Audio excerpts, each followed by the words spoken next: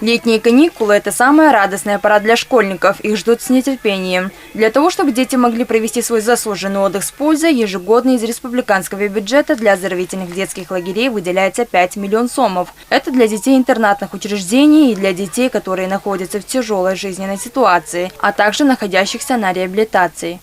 Министерство образования и социальная защита, они проводят для детей трудной жизненной ситуации, то органы местного самоуправления проводят в летний период для детей, которые показали на республиканском или на международном уровне, и для детей, которые учатся отлично. И плюс еще охватывает детей, которые находятся в трудной жизненной ситуации. Есть у нас еще такие частные школы, которые организовывают летние лагеря. После двухлетнего перерыва из-за пандемии возобновились пришкольные лагеря в 46 школах Бишкека.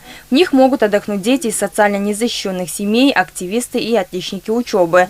Так как пришкольный лагерь – одна из наиболее востребованных форм летнего отдыха для детей школьного возраста, в них есть возможность для творческого развития ребенка. В городе Бишкек муниципальный у нас 97 школ.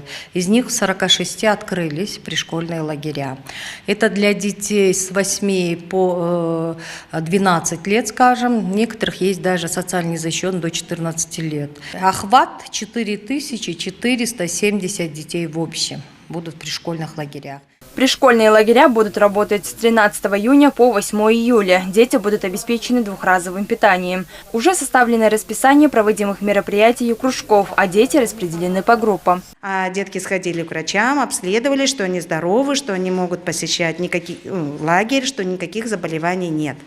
И затем мы составили списки, подготовили медицинские документы и составили акты и, в общем, отрегулировали список детей. Созданы все необходимые условия для отдыха и укрепления здоровья обучающихся.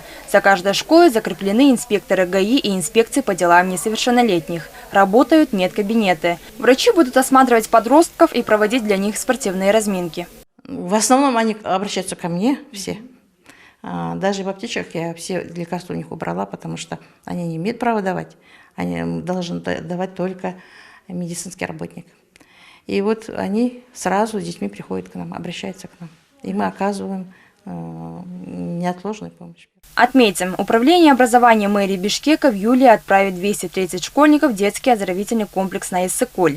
Помимо этого, есть и международные организации, которые оказывают помощь государственным органам, финансируя детский отдых в лагерях страны. Альбина Ибекова, Ильдар Анарбеков, ЛТР, Бишкек.